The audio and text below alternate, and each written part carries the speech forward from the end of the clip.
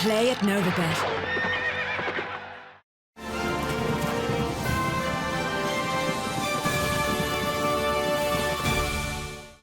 Hello and welcome back to IrishRacing.com's Irish Angle Show on a Monday. We're here to review the Dublin Racing Festival. Plenty of things to talk about, but first, we do have my guests Emma Nagle and Johnny Ward as well. We're going to bring them into the show very shortly. I just wanted to give a quick acknowledgement. First of all, our condolences to all involved with Keegan Kirkby. Unfortunately, he lost his life in a point-to-point. So obviously the Paul Nicholls team and all of his friends and family are heartfelt condolences from the team at IrishRacing.com. Now, I want to bring in Emma Nagle to begin with. We're going to talk about the Dublin Racing Festival. You were there, Emma, at Leopardstown on Saturday. Just tell us about what the atmosphere was like, one of the busiest days you've ever experienced. Yeah, it was. I've never seen anything like it in Leopardstown, to be honest.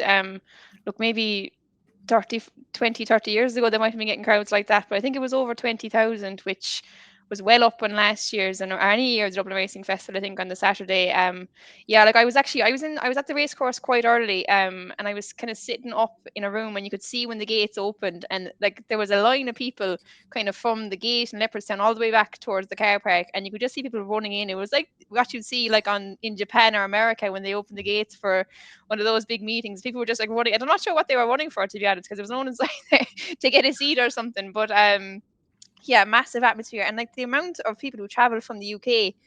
Like I think it's probably the value that the DRF represents. Like I think if you buy an early bird ticket there, it's only about 20-25 euro per day, like, which is massive value, I suppose, when you compare it to Cheltenham. But yeah, I actually put a question up on Twitter there asking what people thought of it. Kind of a mixed review, but I think in fairness, a lot of the people who went were pretty happy with the experience. Yeah, but I think about 30% of the crowd was UK, according to an interview I saw with the Leopardstown manager, which is massive figures, I suppose, to be coming over. But yeah, I think overall people seem to enjoy the weekend anyway. I think that's what they've marketed it on as well, right? So obviously the Irish go over to Cheltenham a lot for the festival, but now it's time, kind of the Brits' turn to go back over to Ireland. Johnny, as well, we were talking kind of off air about the dominance of Willie Mullins over the weekend. For you, maybe not necessarily a good thing? I don't know. It's hard to put I'm a massive fan of Willie. I've always gotten on great with him. I can't say a bad thing about him. He's and his operation is incredible, and he's developed a team of horses now, and I suppose more importantly, a team of owners to get him to this situation. But today we're going to have the dispersal of the Caldwell horses, and that's obviously something that Gordonelli couldn't have foreseen at all. But to have the dominance that we had in the grade ones, where other trainers, you have a 2-horse race that basically ends up with 1 horse finishing, both trained by Willie on the Sunday. It's just very, very strange, and I don't really know. I don't really know what to say about it, in the sense that, if you're an owner, there are perfectly good alternatives elsewhere. If you want a good horse to go somewhere, but a lot of the good horses are with Willie. I think he's incredible strength and depth in nearly every division now, and that means that he can kind of, he can field. He declared 3 horses for that grade 1 chase on the Sunday that are exceptionally good horses, and other trainers don't have one really to go against him. And I wonder as well, are some Irish trainers looking at sending horses to Britain instead of taking Willie on in races at times? And I know, like, the likes of Gavin Cromwell has sent horses over to win novice races, say in Cheltenham at the November meeting, and so on and so forth. And say if the cost of sending a horse over is 1,200 quid, and it's less if you bring over more, and you're avoiding Willie Mullins in those races, for all the Willie's probably targeting the British Championship over there, maybe it makes more sense. But it's a strange situation, that you have a trainer dominating to the extent that he has been dominating, and Gordon had such ambitions to challenge him, and he's not exactly doing a bad job of it. But it's actually astonishing that you'd have 8 grade 1s won by one trainer. It's absolutely astonishing, and I think we shouldn't lose sight of what Willie has achieved here through his own talent. Definitely not, because to get to this situation and the work and the team that he has behind him, like, it's not easy to have the eye to be able to know how many of your good horses are firing. When you have to delegate at that level, you can't, like Martin Brassil might have 25, 30 horses and he's able to give them that individual care. Willie clearly can't, like he's too many horses, but he has an impeccably good team behind him. And it is up to other trainers to try to match that. But at the same time, it's a staggering state of affairs, and again, I've as I say, I've the height of time for Willie and his operation, but National Hunt Racing is about kind of the fluke of getting on a good horse, or like, you know, small trainers having a chance. And at the moment, it's literally one trainer winning at the cost of, you know, nobody else is really getting a look in at the moment in some of the big races, and it's an astonishing state of affairs. I think Willie deserves massive credit for this, and to be honest, I just think we kind of have to say to owners, you don't have to send your horse to Willie, you can go elsewhere, it's up to you, and they want to go to Willie Mullins. Yeah, that's it, right? He's built up that reputation. The owners know what they're going to get from him as well. He's going to plan the races, plan the campaigns accordingly, and with great success. So, I mean, yeah, fair play to him. Hats off to him. Emma, did you have anything to add on that?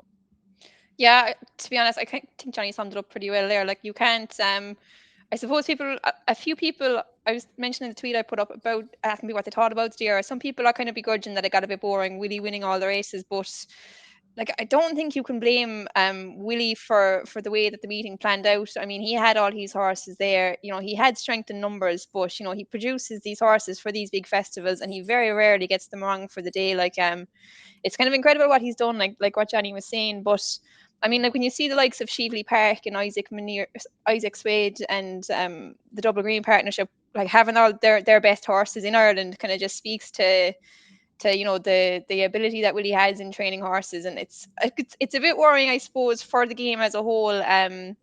People viewing from home now maybe mightn't have been overly enthusiastic, especially casual fans. You know, keep seeing Willie getting interviewed after every race, but yeah, it's kind of hard to begrudge him too much for it either, in fairness. He ran the horses as well, Joe. Yeah. Like, he literally ran the horses. There was practically nothing he didn't run. So he did everything right, and he treated the Dublin Racing Festival as if it were Cheltenham.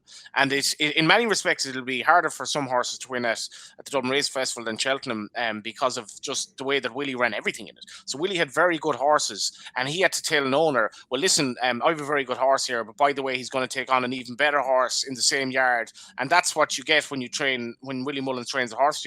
In races like this, he is going to put his best horses there. And like Constitution Hill could have come over. We had very good horses who had a really good chance to make something this weekend, and they didn't come over. And Willie basically practically threw everything at it, and that's exactly what the Dublin Racing Festival should be. The unfortunate aspect of it now is that our top trainers don't really have an awful lot there to take them on with. That's a great point. Like, I mean, if Constitution Hill came over, like, it would have added so much to the Sunday. Like, it's not Willie's fault, I suppose, that these horses weren't sent to take them on. But at the same time, like, it's apart from maybe Constitution Hill and maybe a Jerry Colomb, like, there wasn't a whole pile more that you'd really add to it, which maybe might make you question, like, the quality of maybe horses around at the moment. Like, Willie seems to have some really, really good ones, but, you know, outside of maybe 2 or 3 yards, there isn't really those top quality horses. Like, we heard the news of Hardy Eustace passing away, like, and thinking back to his era, like, there was so many good champion hurdlers spread across a few different yards, whereas at the moment, like, you kind of begrudging maybe the quality that showed up at the DRF. Like, there was a 2-1 grade 1 race, but like, there isn't too many horses apart from maybe a Constitution Hill who you'd say would really have added a whole pile to the meeting at the same time. So yeah, look, it's a funny one, but I think overall I think it was a good meeting, and you got to see the best horses running for the most part anyway. The stats as well, Joe, just about the British audience, like, that's, I mean, if that doesn't encourage British trainers to bring horses over, like, the British trainers should see that it's a staggering amount of people at an Irish race meeting, making so much of a difference to the atmosphere. Like 30% of that figure is incredible. Like, and Leopardstown must be utterly delighted with this, and other like the likes of Punchestown will definitely take note. But if you bring over a British train winner, as we had here on day one, it completely adds to life. And imagine if Constitution Hill had come over with all those British and Irish race course fans training them on, instead of, like, you know, staying at home for no reason whatsoever, in my view. Yeah, completely agree. I mean, it would just added to it a bit, but you still got a sellout crowd. You still got 20,000 on. Was it both days as well? No, 16,000 on the Sunday. I actually probably would nearly prefer for there was 16,000 there. The 20,000, like, in fairness, it created a great atmosphere, but it was really, really, really busy. But I'd say, like, actually going to it was probably, you know, maybe when you're sitting at home, you're seeing Willie get interviewed the whole time. Maybe it gets a bit boring. When you're there, though, you kind of get, the atmosphere was great crack on the course. So yeah, I would say get going next year if you haven't been. Absolutely. And let's go, straight into the race. And then I wanted to just quickly shout out Johnny as well from FormScan last week. You had in the Future Stars bumper Jeroboam Mackin, 12-1 SP, but 16-1 you tipped to that, Johnny. Well done. Yeah, that there was kind of a race just to take on the favourites. And again, like Paul Byrne and Emma Mullins striking gold with the horse, who didn't even seem overly well fancied. Incredible. I don't think there's been any news in terms of the horse being sold or anything like that. So maybe they'll have that horse going forward. But considering what he'd achieved on debut, his turn of foot visually was quite impressive, and a dream to share. Obviously, I thought the race was a mess for him from start to finish, but there's a question mark over him and some other of the stars after the weekend. Yeah, I think we'll kick off as well, just going through the grade ones pretty much. So starting off day one, Danny Mullins, hat trick on the first three races. Take us through some of the opening races and what you made of them. Yeah, I think he's right on the horse in the first one. Nathaniel Lacey was just brilliant. Like, he kind of jumped out to make it, and then Rachel got keen on Jatara, and like kind of Danny's kind of known as this brilliant kind of front running riding jockey. But he's really really good at judging a pace as well. Like he kind of maybe he felt like they were going a touch too fast when Rachel took him on for the lead, and he took the pull. And you kind of just see him when he jumps that hurdle there as you're turning into the straight. He kind of makes his move. He was on the rail, but he didn't want to get stuck in. He kind of made his move early, got up on the outside, and he made it a test of stamina. Maybe Paul's horse didn't quite stay as well as Danny's horse did, and doing a little bit too much in Paul's hands kind of the whole way. But yeah, like the three winners on the board, I'd say he got a great kick out of it. And like you can guarantee, like when Danny's even riding these second string horses for Willie, like we saw at Christmas, he got in a bit of trouble for it, but he'll always give it his all, in fairness. Yeah, three great rides. The juvenile herd, then Cargacey. I thought Majbra was an eye catcher in this race, to be honest. He was very good from the front. He looked definitely more of a chaser, probably one for next year. He was good again on Cargacey. I suppose she settled a bit better this time. I don't really see a challenger to Sergino, though. Yes, she's a talented mare, but maybe a little bit like Gala Marceau, who won it last year. She might just be caught out by a classier type in the Cheltenham race. And yeah, again, brilliant on Elete Tomp in the Arkle. Marine National, obviously, probably the big talking point here. Barry Connell was he gave a few quotes afterwards. He said they're still kind of in the dark as to why he bombed out like that. It's kind of hard to say he ran his race, I suppose. Like he just looked flat, didn't find anything at all when they challenged him. Yeah, that was probably one of the bigger disappointments. Like one of the few kind of grade one horses who were going to give a challenge to Willie's himself and fast or slow. And yeah, he just wasn't himself in the day, you'd have to say, I think. And yeah, Johnny, you were really keen on Marine National. So what did you see what went wrong? I was very disappointed. I think it's the first time I've ever backed him, really. I made him a 1-3 shot. I thought, he's going to be... I was completely against Facile Vega. Having said that, I suppose other good judges put up the winner in the race, even though, like, the way that he let Tom was left for dead the day before. I thought Marine National was different gravy. As Emma, we spoke about this when we did the preview on Friday, and it seems a long time ago now. Like, the horse...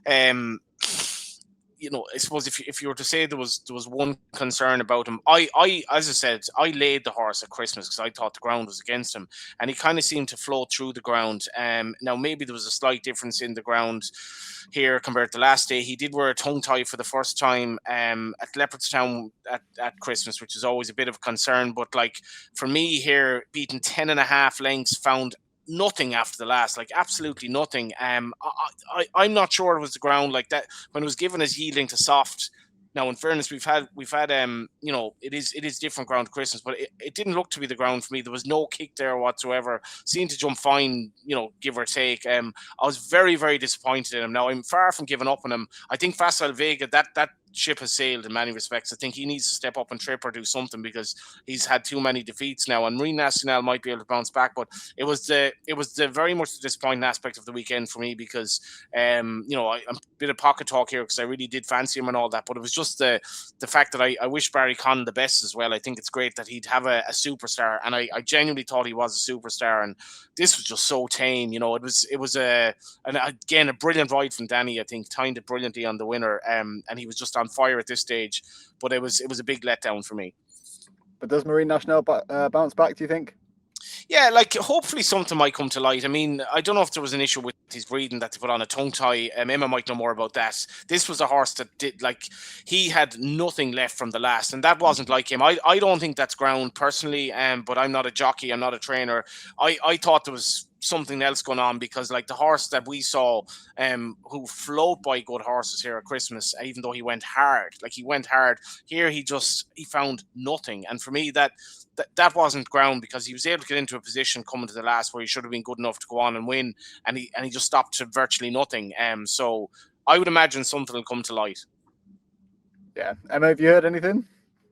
No, I like I mentioned, I think they probably, I imagine they scoped him after the race, like you'd normally scope a horse in the stable yard if they perform like that. But when Barry Connell gave the quotes, there was nothing on that. So maybe it was his win. Like, did he make a noise or something? Like having the tongue tie on, like he must have been making some kind of a noise at home. Like you wouldn't just put one on for the sake of it. Like I wouldn't have ever heard a trainer doing it for no reason at all. Like he must have been gurgling some bit, or must have been something about, like, had that wind surgery as well. Like it's a question. Like the ground was definitely a lot softer than I expected it to be. I'd say it was a bit dead, but he has run well on heavy ground before. Like, wasn't he? He won that Royal Bond on heavy ground. Like, it would stunt him a small bit, but I think, yeah, that was just way below what he's capable of. But I wouldn't be totally confident now coming up to the Arkle. Like, just if there was breeding, like if there was questions about his breeding, yeah, you wouldn't be quick to back him at a short price anyway. No. Let's move on. I Then don't think the ground was heavy in the Royal Bond, but yeah, just to see, like, would you take 5-2? For the, maybe a bit of 11-4, he might get 3-1 for the Arkle. I'd still be kind of tempted by that. I might give him the benefit of the doubt, because I think if he turns up, he wins. But these are why preview nights are such great fun between now and Cheltenham, if he rocks up, because obviously there is that question mark. But like there's always a deflating performance. This was one of them, and there was certainly one on Sunday as well. Yeah. Absolutely. All right, so let's move on to the Irish Gold Cup then. Galopin Des Champs, again, very professional, I think, in that result. But Emma, what did you make of the performance? I did. Look, this was a brilliant race, in fairness. Like, there was a kind of a few maybe disappointments over the weekend, but I think this race kind of lived up to everything you wanted it to be. Galopin Des Champs jumped off, made the most of it. I think that's when he's best, is when he goes forward. He's aggressive then, and like, in fairness to Fast or Slow, like he's such a fast jumper. He did absolutely nothing wrong. Like, he was in the right place the whole time, but just couldn't get to Galopin Des Champs. Like, he's just a special kind of horse. Kind of backed up, I suppose, that Christmas run. I suppose maybe the only question coming into it was, like, how much did that take out of him, for me anyway. But like, I think it's a good confirmation of the form. I think Fast or Slow gave him a good challenge. And you can say that form's pretty solid now. Maybe coming towards the Gold Cup, like, to be honest, I think it's his to lose if he shows up in good form. I can't see anyone getting past him. But I suppose the only question you might have now is, Galopin Des Champs, two kind of hardish races coming up to Cheltenham. I suppose when he won the first day, he won easy, but still, that kind of race on tough ground was going to take a bit out of him. And now Fast or Slow did make him work as well at the weekend a bit. If there's anything going to get him beaten in Cheltenham, maybe that would be, a hardish kind of campaign. But it was great to see him out. And yeah, it was one of the better races, because I think he is a real superstar, as good as a Gold Cup winner as I've seen anyway. He's just brilliant. Yeah, do you agree, Johnny? Yeah, like for 4 runners with sort of a 2-horse book or a 1-horse book, this was compelling to watch. And, you're looking at JJ Slevin the whole way. What's he going to do here? Because he wants to... At one point, I was actually afraid that the horse might lose second if he goes after Galopin Des Champs too early, because like Galopin Des Champs was in a very good rhythm, and the way he sort of eased away from the last, I thought that was quite spectacular, really. Like, Fast or Slow is a spectacularly good horse himself in his own right, and there was more there from Galopin Des Champs. I know JJ kind of accepted the situation, but it was a fantastic performance. The only problem with Cheltenham is, he's not going to be ridden like last year 100%. He's going to be ridden more forward, so maybe he might be taken on, but I think, like Paul Townend, will get him into a rhythm, keep him out of trouble. And interestingly enough, now I think Mouse Mars skipped this race with Gentleman's Game because he thought it was too close to Cheltenham in the space of 4.5 weeks. So that might be a small concern, because he has had two, like, you can't, there are no really easy races at this level, but I thought it was a hell of a performance. And for 4 runners, it was really, really just a great race to watch from start to finish. And looking at the anti-post market, I mean, yeah, justified odds-on favourite Galopin Des Champs in your view? Yeah, like it's basically if he turns up, he wins. He won the race last year despite being given a ride to get there in off a strong pace, and they've changed tactics the last twice, and it's really worked. I think if you were having a bet now, just looking at the odds this morning, I do think Gentleman's Game will rock up there and run well. There probably isn't, maybe not a great deal between sort of the rest of them. Like Faster or Slow at 5-1. It's hard to make a case for him beating them, to be honest. On the back of that, I think you can make easy excuses for Galopin Des Champs' 2 performances. And yeah, Gentleman's Game maybe have a couple of quid each way on him at 20s, but like even money or so, 10 to 11 Galopin Des Champs. I honestly wouldn't be laying that.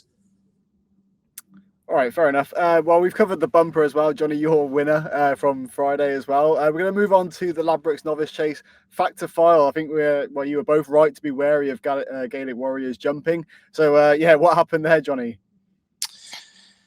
Yeah, I mean, we saw some of the footage before the race. It was this was farcical, and the problem with this is trying to make any sort of judgment on Factor File. And I mean, you feel a bit.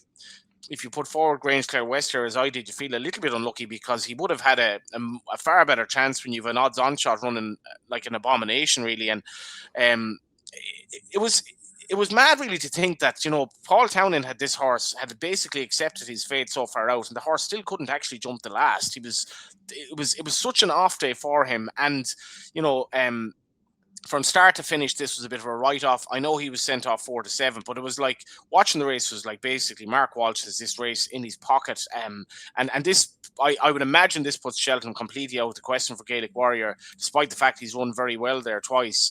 Maybe I'll be wrong on that, but this was just desperately disappointing because we'd 5 runners declared. We'd a fair idea one of them wasn't going to run, but what nearly became a match turning into a match was just disappointing. And unfortunately, this will put a lot of emphasis on where's the money going in racing, why are the government giving all this money to big connections like JP McManus. That's just an unfortunate aspect to it. But I have to say, Factor File physically and all of that, he's a beautiful specimen, and I wouldn't take away from how good he might be. And the way Willie talks about him as well, I don't know what Emma made of it, but Willie talks about this horse like he's actually the next big thing. Yeah, go on, Emma. Oh, sorry. Yeah, look, Willie, I suppose Willie's never hidden his admiration from, like, even at the start of the year, he was the horse he was most looking forward to seeing, is what he was saying. Like, and to go from bumpers to chasing isn't a normal route to go. I'd say he just couldn't wait to get him over the fences. Hard to judge the performance though at the same time. Like, he's obviously a very, very good horse. Gaelic Warrior, massively disappointing. Like, I don't think I could put it totally down to his jumping, to be honest. Like, he just faded too tamely. Like, when you think of maybe like Flooring Porter there when he goes right-handed, like, it's obvious that the jumping is getting him beat. But I don't think Gaelic Warrior was that bad. You could say, like, his jumping made him run like that. There must be something more to it. Whether he goes to Cheltenham now, like, it'll be maybe a bit of a rush to get him back if there was something amiss. But hard to fault Factor File. It was a pity that the race fell apart like that, because it was looking like one of the more exciting races, even though there was only 2 trainers being represented. Just like not much you could do. But I suppose Grangeclare West would have been a bit more of a battle, I suppose, for Factor File if he had shown up. But now, I suppose, where do you go? Turner's Brown Advisory. I think Mark Walsh was swaying Brown Advisory, but I'd say he'd have a right chance at either of them, to be honest. Yeah, fair enough. One to keep an eye on for sure. Moving on to Ballyburn. I thought that was one of the really good performances. Emma, just take us through that. Yeah, he was good. I don't think the 2 mile division is the strongest at the moment. Like, I probably would have put Ballyburn down as more of a stayer. But like, in fairness to him, it was hard to fault the performance. He's looking like probably going to be a short price favourite for the Supreme if he shows up there. Now, I would say they're not committed to where they're going to go just yet, but I'd imagine Paul Townend might be swaying Willie towards the Supreme now, because obviously he won't be riding Mystical Power, and Ballyburn probably looks like the next best, maybe even in front of him, behind him. I'm not sure where you'd put him, but yeah, look, really good performance. I'd say down the line, even if he did go to Supreme this year. Like, it's common enough you'd see a Supreme winner even going on and enjoying a further trip down the line. I could see this fella running over longer distances when he steps up into open company over fences and stuff like that. Kind of just seems like more of a stare to me. But I thought it was a great run by Slade Stephen behind as well. I'd say the trip was definitely just too short for him. If he went to Ballymore, I'd say he could run a massive race. But yeah, Ballyburn, hard to fault him, I suppose. Yeah, do you agree, Johnny? Yeah, he's definitely going to stay further, and this was probably a race again where Paul Townend was just very happy to be. Once he was in any sort of a comfort zone and he wasn't far off the pace, he was probably going to win. I was disappointed in Daddy Longlegs. I tipped him up. Maybe the ground was too soft for him in the end.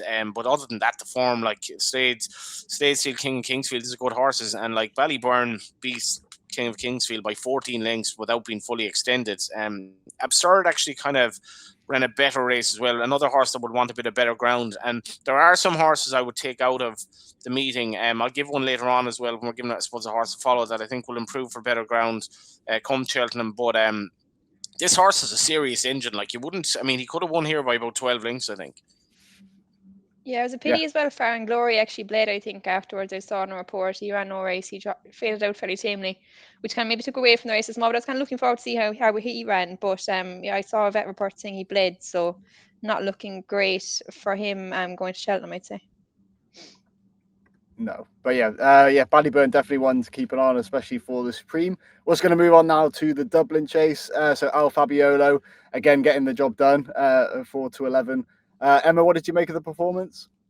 Yeah, really good. Kind of did what you'd expect him to do, I suppose. In fairness to the mare in behind Dino Blue, like, she's fierce, honest, and I'd say she looks like nearly a good thing now for the mare's chase. You wouldn't have really expected her to put it up to El Fabiola. Maybe they were just trying to see maybe could she compete in a champion chase. But yeah, going down the mare's line, I'd say she looks like a really good mare. But look, El Fabiola, I suppose, like, the only doubt anyone has about him is he's jumping. Like, he can clatter one, and he did have a few kind of maybe sketchy jumps again at the weekend, but I just think he's head and shoulders above anything else in that champion chase division. The only kind of contender to him, in my eyes, is an Argamine. So hopefully he can get back next year and put it up to him, even though he is probably getting on in age as well. Yeah, I don't think John Mon can live with El Fabiola over fences, to be honest. And yeah, he's kind of a worthy odds-on favourite for Cheltenham. There's kind of a few of them now kind of looking like bankers, and he's definitely one of them. Johnny, one of your bankers as well?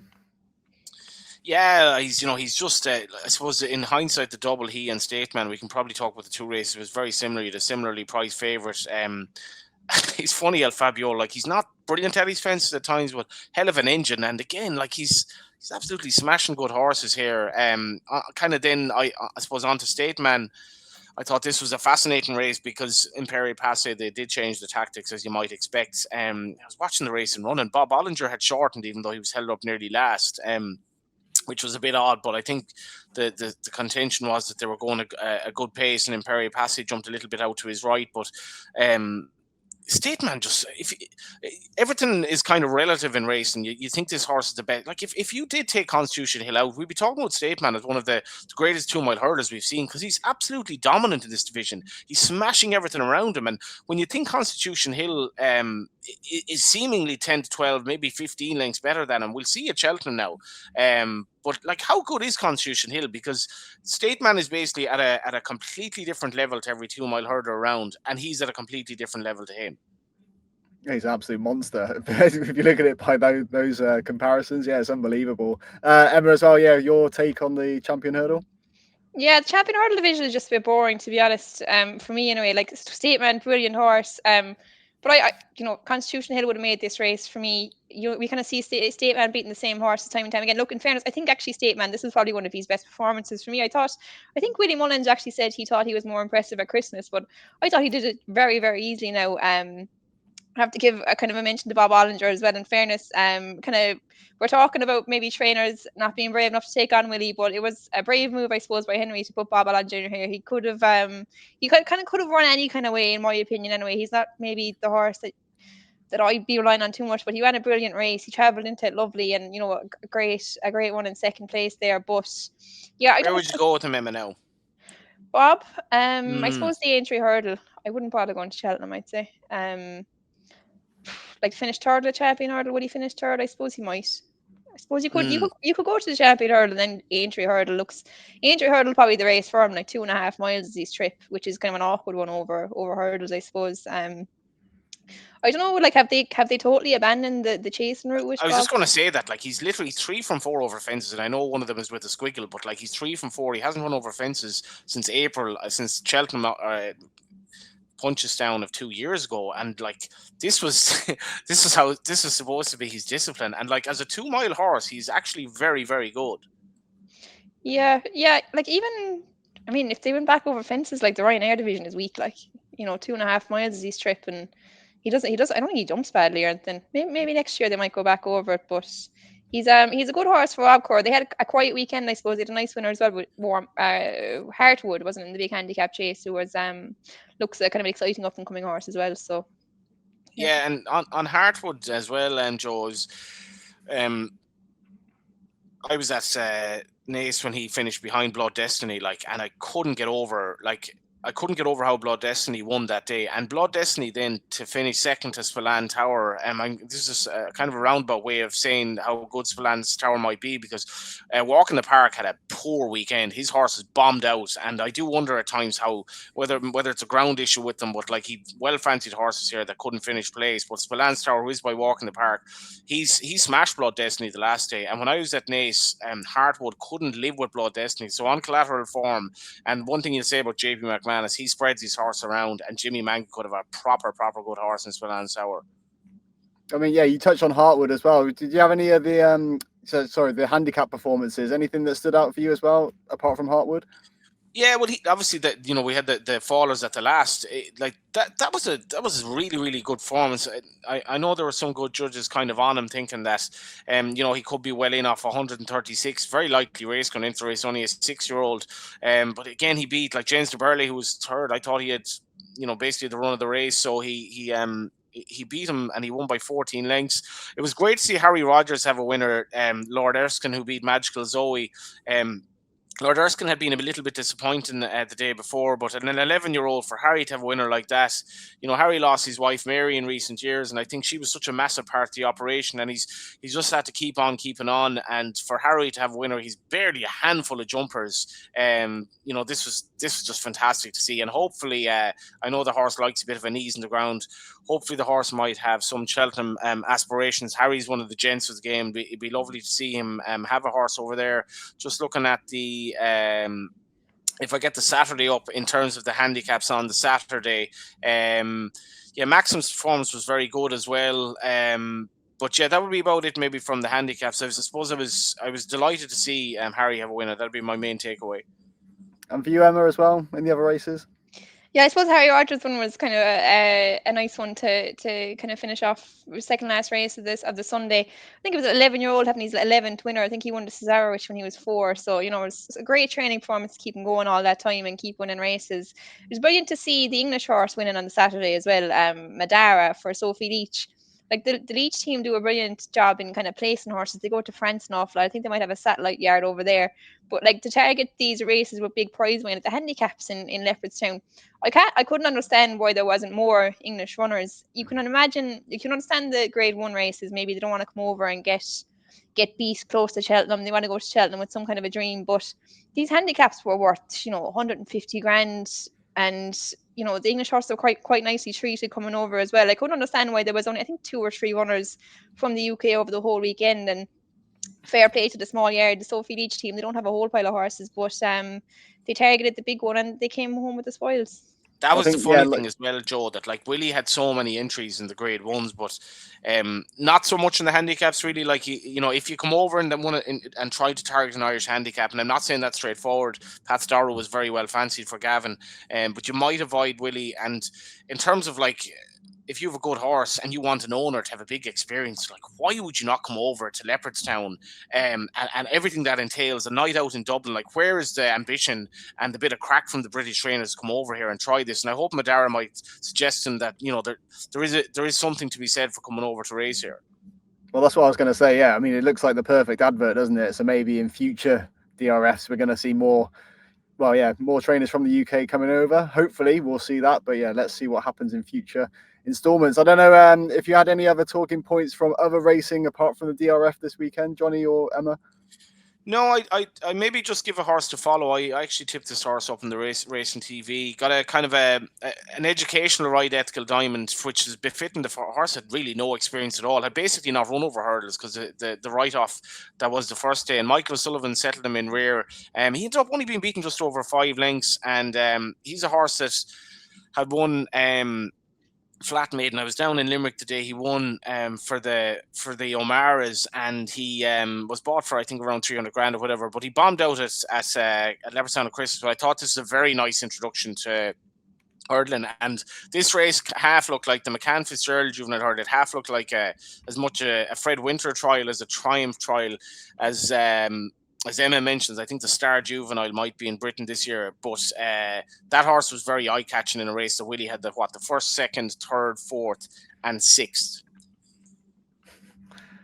Yeah, and for you as well, Emma, any particular horses to follow this week? I suppose the two that kind of most noteworthy for me in the Juvenile Hurdle, I thought Majbur definitely one to take for next year. I saw him in the ring, big, massive, imposing kind of chasing type. I thought, on Irish Start, it was always going to be a hard task in a grade one like that. He was coming up against Cargay Samir, who had kind of experience in graded company in Ireland. I just thought Majbur, one for next year for the notebook, definitely. I'd say he might go chasing next year. But I thought the bumper winner, obviously Emmett's one was very, very good. Johnny gave him a nice tip on Friday as well. But the one in the mayor's bumper yesterday, I thought was really, really good as well. Like Fleur O'Fusil, I think was the name, for Willie Mullins, Jodie Townend. I just thought like she was so keen. Even in the ring, she was pulling around her handler, and she kind of ran away with Jodie, like turning in. But to be able to keep going after pulling so hard, she obviously has a massive engine. I think she's a half sister of that Grand Santi, who was a kind of 150 weighted chaser for Paul Nichols. So yeah, she could be one definitely to keep an eye on going forward. If you were Jodie, Emma, would you think about turning pro? I've said this before because like her strike rate is ridiculous. Even horses that seem to kind of run away a bit on her invariably seem to win, and she has a style that like we just don't see female riders apart from Rachel really tackle the senior game. And what would you do if you were Jodie? Because I definitely think it's something that would be an option for her if it didn't, I suppose, impede with her day job, which I'm not sure what she does day to day, but yeah, I'd imagine she's probably in Weddies the whole time. I'd say her strike rate over hurdles would be fairly good now as well. She's definitely ridden a few hurdles winners for her father and maybe a few amateur races for Willie as well. But I suppose it's such a good job being like second amateur to Willie. Like Patrick can't ride them all, and obviously he's limited by weight a bit as well. Sometimes with the fillies as well in particular. I mean, like she's going to have big rides in all the big amateur races, just by power of numbers. Like Willie has so many runners in these races, kind of like Katie Walsh, I suppose. A few years ago, Patrick might have been ahead of her as well, but I'd say she's probably happy enough the way that she is, but you can imagine she'd probably have a fair go of it if she was, if she did turn. I suppose the only drawback is she has written out her claim, which might make it a little bit harder for her turning now. Yeah, again, one to keep an eye on. I was looking at her stats as well here on IrishRacing.com. For Willie Mullins, 25 runs, 11 wins. So yeah, pretty decent strike rate, like Johnny, you mentioned as well. That's going to wrap it up for this edition of the Irish Angle. Emma, do you just want to just plug what's coming up this week? Yeah, I suppose we got the Eye Catchers video coming on Wednesday, and then Friday we have Form Scan. I think Ed Quigley is confirmed as the guest for that one. So yeah, looking forward to a busy week ahead. Perfect. And Johnny, where are you going to be this week? I'm in Fairy House on Wednesday. So declarations would have been true. I haven't looked at the declarations yet, but just hoping for some competitive racing and a break from the wind, which just seems relentless at the moment. Yeah, absolutely. Well, yeah, like I say, that wraps it up. So if you are going to be betting on our selections, please do gamble safely. Thanks to Novibet as well for sponsoring this edition of the Irish Angle. Thank you for watching, and we'll be back again very soon.